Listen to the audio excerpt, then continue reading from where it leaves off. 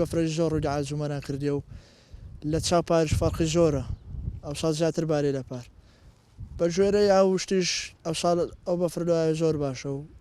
کێشە وشکە ساڵشن نابیت و بەڕاستی یعنی بەفرەکە زۆر یعنی ڕووی دە چیاغانیش کردیا لە ناوچێ باڵەکاتی و لە عاجۆمەران و ئەو بەفرەکە باریە یعنی بەڕاستی لەو دار و شتەی زۆر باشە دارەکان یعنی تاخیرترە ئەوە بن ئەپشکون و هەروەها لۆ ئاو هەوای یعنی جەوکە خۆشترە و ئەو ساڵ ئاو زیاترە بی لە پار کێشە وشکە ساڵن نابێت نزیشی 20 سانتیم بەفرباریە لە دوونیە شێوە یعنی